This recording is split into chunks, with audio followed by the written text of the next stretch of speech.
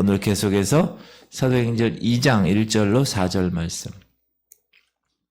성령 세례와 성령 충만에 관한 말씀 읽겠습니다. 오순절 날의 이름에 그들이 다 같이 한 곳에 모였더니 호련히 하늘로부터 급하고 강한 바람 같은 소리가 있어 그들이 앉은 온 집에 가득하며 마치 불의 혀처럼 갈라지는 것들이 그들에게 보여 각 사람 위에 하나씩 임하여 있더니 그들이 다 성령의 충만함을 받고 성령이 말하게 하심을 따라 다른 언어들로 말하기를 시작하니라.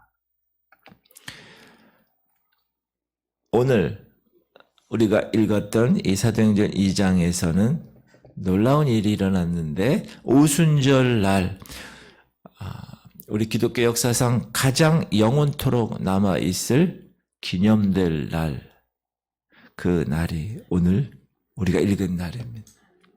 그 이유는 뭐냐? 오순절 날에 예수님이 약속하신 성령이 이 땅에 강림하셨다는 것. 첫 번째. 두 번째는 성령 강림으로 이 세상에 주님의 교회가 세워졌다. 그랬기 때문에 역사상 놀라운 날이다. 오순절은 유대인이 지키는 민족적 3대 절기 있습니다. 무교절이 있어요. 무교절은 6월절을 포함한 일주일 동안, 그 다음에 오순절, 77에 49, 77절이라고도 하고, 모든 첫 열매를 이렇게 하나님께 거두어서 감사해, 지금 추수감사 같은 거죠.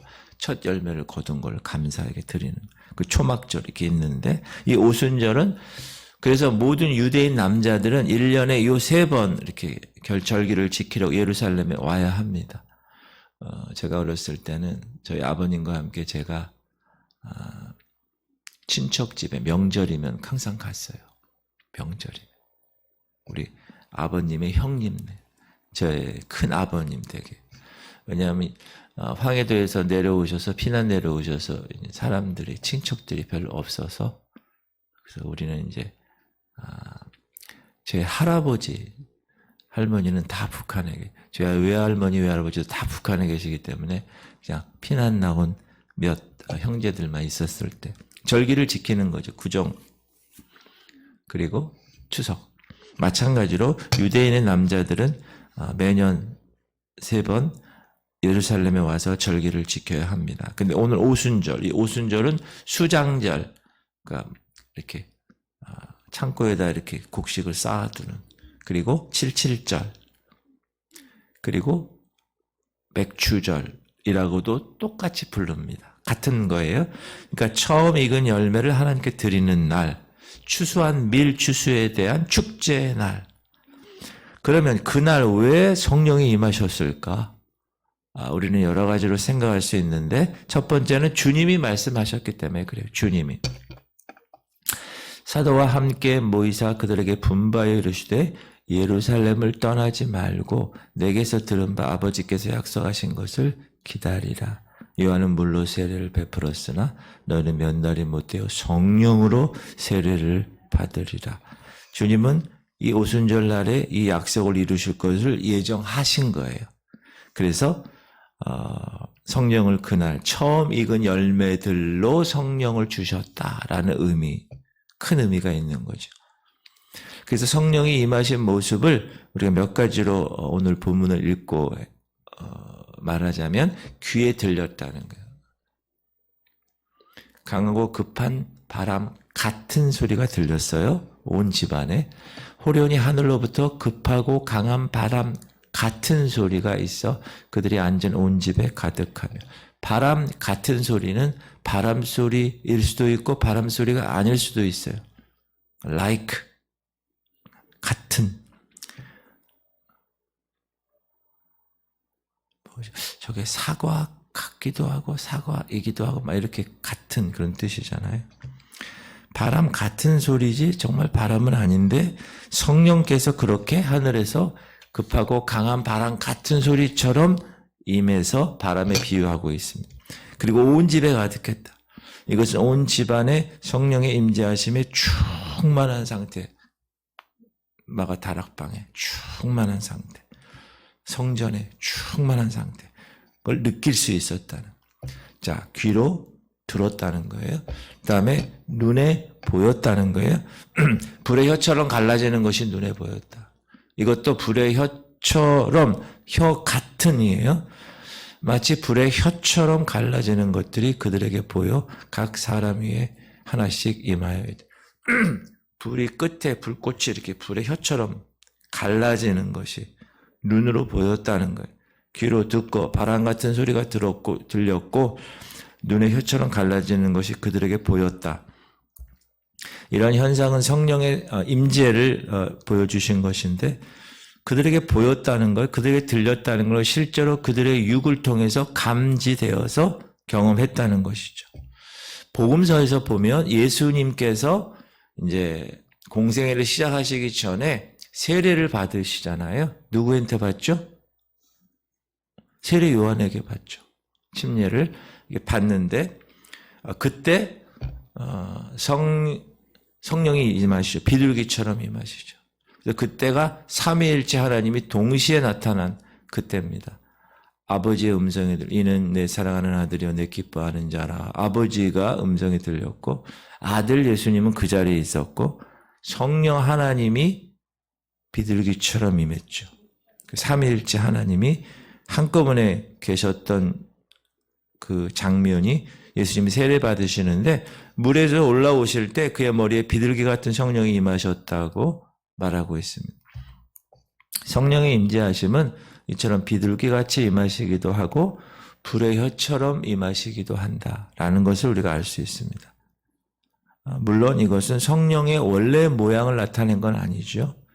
성령은 보이지 않는 영이죠. 우리의 눈으로 볼 수 없는 것입니다. 그러나 나타나실 때 이렇게도 나타나시고 저렇게도 나타나셨다는 것을 말하고 있습니다.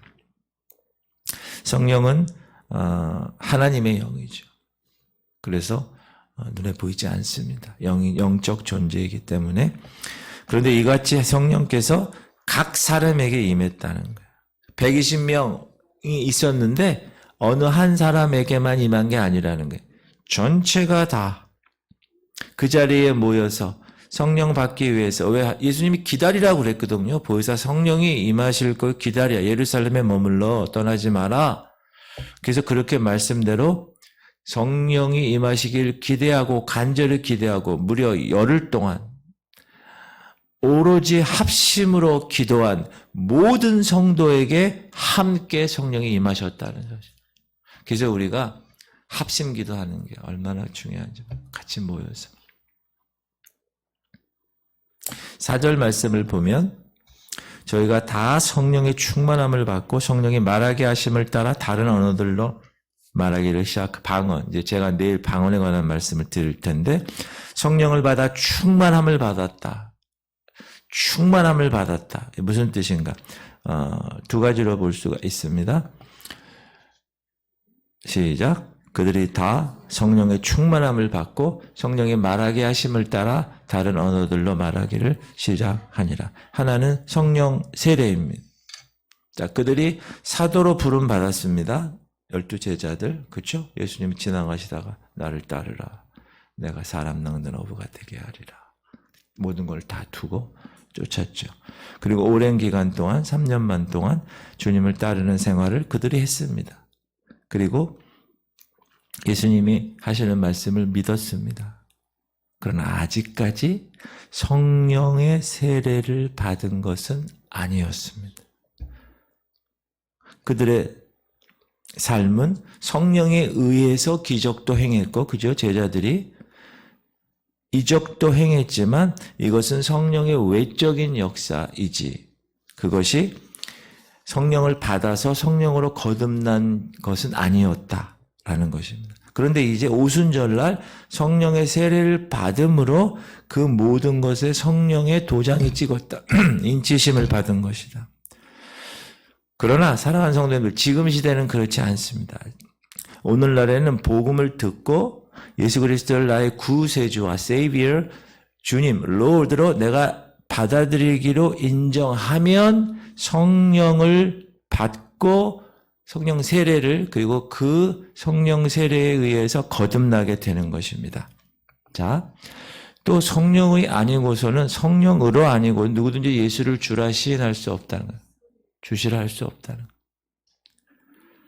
그러니까 성령 세례, 그 다음에 성령 충만, 그리고 이들 주님의 제자들은 성령 세례와 함께 성령 충만함을 동시에 받았습니다.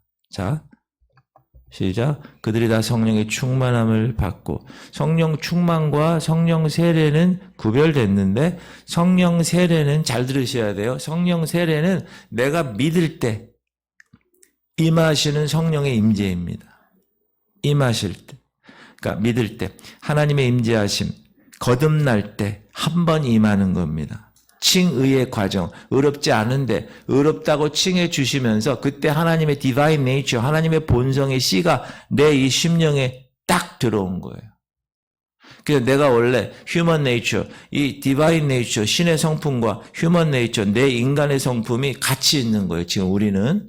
근데 원래는 예수 믿기 전에는 human nature, 그러니까 사람의 본성만 있었는데 이제 내가 예수 그리스도를 주라 고백하고 그분을 구세주라 고백해서 시인할 때 성령께서 열로 오셔서 여기 씨를 뿌려주신 거예요. 연약한 씨를 일단 들어왔어요. 그게 성령의 세례라는 게 거듭 태어나다. 너희가 물과 성령으로 거듭 태어나지 아니하면 하나님 나라를 볼 수 없다. 니고데모에게 얘기한 것처럼. 그러니까 구원받은 백성들은 성령의 세례의 경험을 한 것입니다. 거듭난 것입니다. 그러나 그 이후에 성령 충만함은 임재한 성령의 능력으로 옷을 입고 매일매일 그 성령 충만함 가운데 살아가는 겁니다. 충만이라는 건 채운다는 거죠. 어제 기름 넣었는데 요즘은 셀프로 넣지만 옛날에는 얼마 드릴까요? 그럼 만땅 이렇게 얘기한다. 기름 만땅 넣으세요. 그 만땅이 무슨 말인지 아세요? 만은 한문 찰만자고 땅은 탱크를 땅이라고 일본 사람들이 땅크, 땅크, 만땅 그게 복합어인데 충만히 기름으로 가득 찼다는 것처럼 성령 충만은 거듭난 후에 성령 세례로 거듭난 후에 그 이후에 하나님의 뜻대로 내가 살기 원하고 하나님의 능력 가운데 살기 원하고 우리의 간절함을 보시고 우리 안에 계시는 성령께서 우리의 마음과 생활을 지배하셔서 우리로 하여금 육신의 일을 버리고 성령의 능력 가운데 살아가게 하시는 일, 그리고 그것으로 인하여 성령의 열매를 맺게 되는 것, 그래서 그게 성령 충만이에요. 그게 매일 매시 계속되는 것, 성화의 과정에서 일어나는 것, 그게 성령 충만이에요. 그래서 제가 성령 충만하십시오. 자꾸 말씀을 드리는 거예요. 성령 세례를 받아고 거듭났지만 내가 성령님께 모든 것을 의지하지 아니하고 내 디바인 네이처가 아니라 내 휴먼 네이처를 가지고 내 멋대로 옛 모습처럼 겉사람 막 세상 풍조 따르고 그냥 세상하고 똑같이 살았다. 그러면 여기서 자라지 못하는 거예요. 이게. 하나님의 성품이 여기 자라나야 돼요. 하나님의 성품으로 우리를 창조하셨기 때문에 이 고장나고 왜곡된 하나님의 형상이 점점 자라나가지고 나중에 여기 있는 내 human nature, 이 인간의 본성을 다 지배하는 삶이 성령 충만한 삶이에요. 내가 하고 싶은 대로 하는 게 아니야. 이제 내 안에 그리스도께서 사셔서 그리스도께서 하고 싶은 내 이 의자에, 삶의 의자에 내가 앉아있는 게 아니라 내가 왕자의 보좌에 있는 게 아니라 예수님이 내 보좌에 앉으셔서 내 말하고 내 생각하고 내 모든 삶의 전체를 그분에게 붙들려가지고 살아가는 삶, 그게 성령 충만한 삶이에요. 여러분 성령 충만한 삶을 살고 계십니까? 아멘. 그거는 내가 하는 거야. 내가 내 영역에서 하나님 말씀대로 기도 생활하면서 새벽도 나오고 매 예배 때마다 나와서 하나님 말씀을 듣고 하나님 간절하게 하나님께서 나를 지배하시옵소서, 내 육신의 일을 버리게 하시옵소서, 성령 능력 가운데 살아가게 하시옵소서, 이렇게 하는 이 성화의 과정은 내가 하는 거예요.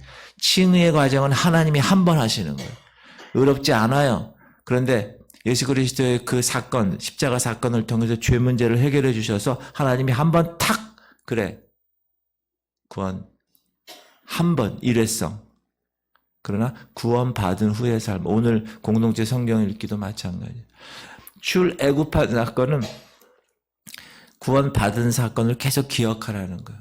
절기를 주면서. 여러분 구원받으셨어요? 그러면 기억하셔야 돼. 그거를 매일 절기를 지키듯이 계속 난 구원받은 자야.